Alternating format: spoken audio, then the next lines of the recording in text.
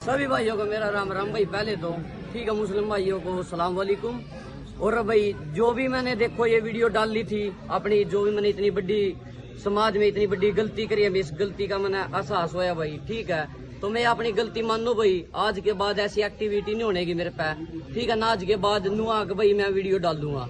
ठीक है, दूसरी बात, अगर मैं वीडियो डालूंगा तो अपनी नॉर्मल डालूंगा, किसी समाज को टारगेट नहीं करूंगा। ठीक है, मेरे लिए मुस्लिम भी एक है, हिंदू भी एक है, सिख ईसाई सब एक है।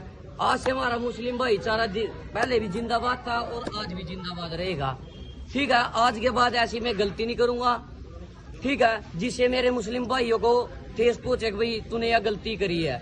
ठीक है, या मेरी लास्ट हुआ है गलती, जो भाई आज के बाद मैं ऐसी गलती नहीं करूंगा। ठीक है, और मुस्लिम भाई देखो ये सारे है। ठीक है, इन्होंने मेरे को यहाँ आने पे इतना मान सम्मान दिया, ना किसी भाई ने मेरे को हाथ लगाया, ना किसी ने भाई मारा ना पीटा। ठीक है, अपना भाई समझ के इन्होंने मेरे को मेहमान समझ के यहाँ बिठाया, बात पूछी भाई क्या बात है क्या नहीं है, तेरे अंदर क्या है क्या नहीं। देखो मैं मानता हूँ भाई मेरे से इतनी बड़ी गलती हुई है जिससे मेरे कारण कोई गरीब व्यक्ति भी फंस जाते इस अंदर। ठीक है, अगर करता काम मैं और फंस दूसरे जाते, ठीक है, नुकसान दूसरे को होता। तो इस कारण भाई जितने भी अपने हिंदू भाई भी है और मुस्लिम भाई भी है, आज से सब एक रहो। ठीक है, कोई हिंदू तब नहीं फैलाओ, कोई कुछ नहीं फैलाओ। ठीक है, धन्यवाद। ठीक है, की बात है। इस्लाम का जो तरीक़ाकार है, हमने यही बात सोची है कि हम नफरत के लोगों को बढ़ाना नहीं चाहते। हम अगर चाहते इस मसले को और लंबा भी घसीट सकते थे, उसको सलाखों के पीछे भी पहुँचाना चाहते, लेकिन उसके बूढ़े बाप को हमने देखा कि उसकी 70 साल की उम्र है। तो जो इस तरीके की नफरत फैलाने वाले बच्चे हैं, जो समाज में जहर बोलते हैं, बहुत थोड़ी सी ही उसकी उम्र है, लेकिन उसके जहन में बड़ा जहर था और उसने बहुत गलत तरीके से इस्लाम से पूरे मज़हब इस्लाम को गालियाँ बकी, तरह तरह की चीज़ें की। लेकिन हमने फिर भी आखिर में आके उसके माँ बाप के बारे में सोचा, उसकी फैमिली के बारे में सोचा, और हमने सोचा कि इस नफरत को और मज़ीद ना बढ़ाया जाए, बल्कि इसको ख़त्म कर दिया जाए। और हमने जब उससे माफ़ी की बात की और वो खुद इस बात के लिए राज़ी था कि मुझे माफ़ कर दिया जाए हाथ जोड़कर, उसने कहा कि जो भी मैंने गलतियाँ की हैं मैं तमाम अपनी गलतियों का इकरार करता हूँ। तो उस बात के बाद हमने सोचा कि चलो मसले को कर दिया जाए। तो जिस प्रकार से आज उसने यहाँ सभी लोगों की मौजूदगी में और पुलिस प्रशासन की मौजूदगी में माफ़ी मांगी है, तो क्या आप उससे संतुष्ट हो? क्योंकि आपकी मेहनत पिछले लगभग 2 महीने से भरपूर थी इस पूरे मामले को लेकर।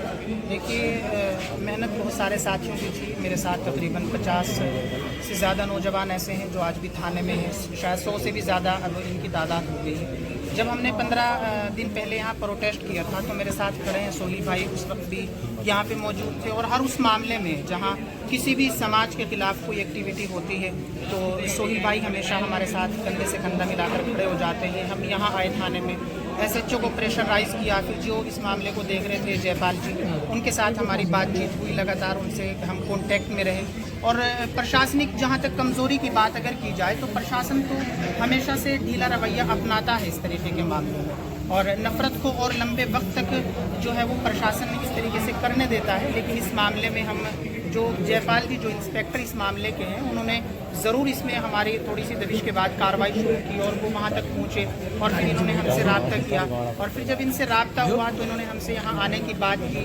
और फिर उन्होंने दरमियान में इनके जहन में डर था कि कोई मिसहैपनिंग ना हो जाए, कोई बच्चे को थप्पड़ ना मार दे, ये ना कर दे वो ना कर दे। हमने इनको तमाम उन चीज़ों से, उन बातों से सेटिस्फाई किया। हमने इनको बताया कि हमारा मज़हब इस तरीके का मज़हब नहीं है और ना हमें इस तरीके की कोई तालीम दी गई है कि चाहे कोई हमारे खिलाफ नफरत फैलाता है लेकिन हम मोहब्बत से जवाब देते हैं। और अगर प्रशासन के अलावा भी इसको ट्रैक करने की, इसको ढूंढने की बात की जाए तो हमें इसके एड्रेस मालूम था, हमारे बहुत सारे लड़कों को भी मालूम था, लेकिन हमने कोई इस तरीके का काम नहीं किया जो कानूनी तरीके से गलत हो, जो संविधान के खिलाफ हो। संवैधानिक तरीके से उनको थाने में बुलाकर तमाम लोगों के सामने उसने माफ़ी मांगी है और हमने अल्लाह के लिए उसको माफ़ कर दिया है। हाँ जी, ठीक है सर। और आगे सभी जो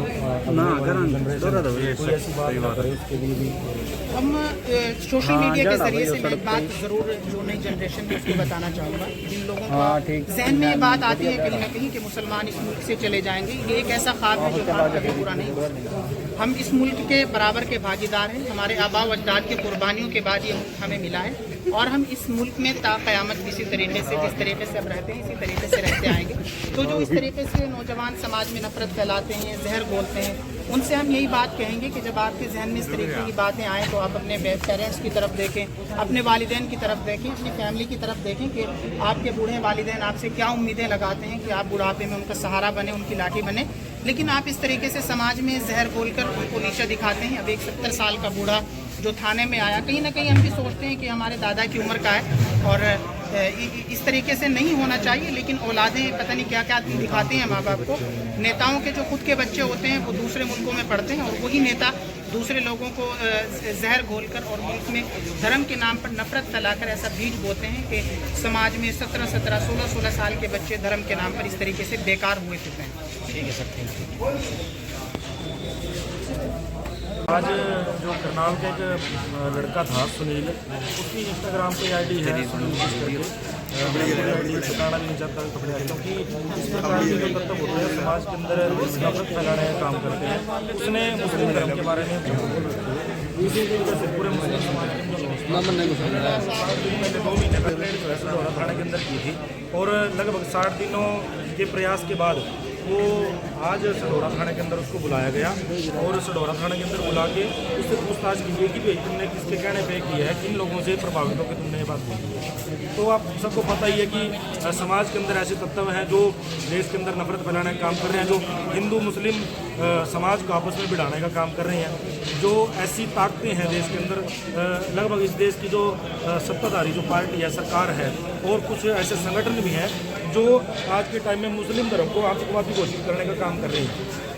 तो ऐसे लोगों से, ऐसे नेताओं से या ऐसे संगठनिक लोगों से प्रभावित होकर कुछ बच्चे, कुछ समाज के जो नौजवान साथी हैं, जो बच्चे हैं, वो प्रभावित होकर वो मुस्लिम धर्म को आपत्तिजनक शब्द या गालियां देने का काम करते हैं, जिसकी वजह से उनको बहुत ज़्यादा दिक्कतों का सामना करना पड़ता है। इसी प्रकार आज ये जो बच्चा, ये लड़का यहाँ पे आया, ये भी इसी साजिश का शिकार हुआ है। इसने भी कुछ लोगों से प्रभावित होकर मुस्लिम धर्म को गालियाँ निकालनी शुरू की थी और काफ़ी वीडियो इसने बनाई। लेकिन आज सडौरा थाने के अंदर आके इसने उन सारी गलतियों को अपनी माना और इसको बताया गया, बिल्कुल प्यार से, बिल्कुल सत्कार से उसको बुलाया। इसके जो 7 लोग आए हैं सबका मान सम्मान किया गया, इसका मान सम्मान किया गया। किसी को कोई गाली, किसी को क्या शब्द नहीं बोलना गया किसी के मान सम्मान के खिलाफ कि उसको ठेस पहुँचे, बल्कि उसको सभी साथियों ने बिठा के समझाया कि कैसे हमें इस देश के अंदर रहना है, कैसे इस देश के लोगों को साथ मिलकर रहना है, हिंदू मुस्लिम सभी कैसे यहाँ पे एक हैं। साहिल भाई, इतने संगीन मसले पुलिस को सुलझाने में 2 माह का वक्त लगता है। वो एक शहर है, मेरे एक मुकम्मल याद नहीं आ रहा, कि जो गुनाह करते हैं वो इतने बड़े कसूरवार नहीं होते, सज़ा ना दे के अदालत बिगाड़ देती है। अगर हम देखें कि जिस तरीके से सुस्त रफ्तारी से पुलिस ने इसमें काम किया है और 2 माह का वक्त लग गया, और ये भी यहाँ तक ये पहुँचा कि आप लोग जो है बराबर संपर्क में रहे और यहाँ आते रहे, तो कहीं ना कहीं पुलिस जिस तरीके से इन मामलों को लेकर ढीला रवैया अपनाती है, तो वो भी इसमें कसूरवार हैं। जी बिल्कुल, इसमें प्रशासन का ढीला रवैया रहा है। पुलिस ने बहुत इसके अंदर बहुत लेट किया, बहुत देरी की है।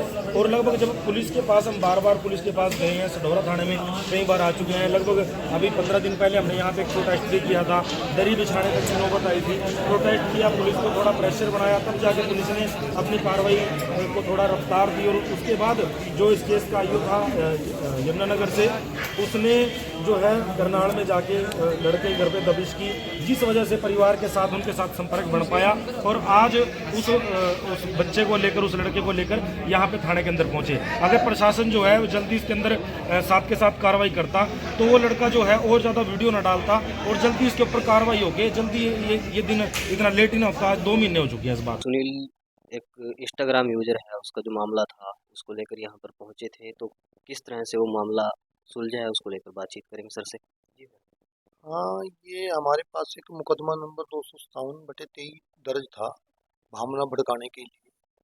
तो उनकी दोनों पक्षों की आपस में पंचायत हुई थी, जिसमें लड़के ने माफ़ी मांग ली है और समाज ने उसको माफ़ कर दिया। इस बेस पे उन पे आपस में उनका समझौता हुआ है, परंतु हमारी जो मुकदमे की प्रक्रिया है वो प्रॉपर रूप से जो भी होगी वो की जाएगी। सर, एक क्वेश्चन थोड़ा सा तल्ख है। एक शहर है कि जो जुर्म करते हैं वो इतने बुरे नहीं होते, सजा न दे के अदालत बिगाड़ देती है। इस मसले में 2 माह का वक्त लग गया पुलिस को इसको यहाँ तक बुलाने में। तो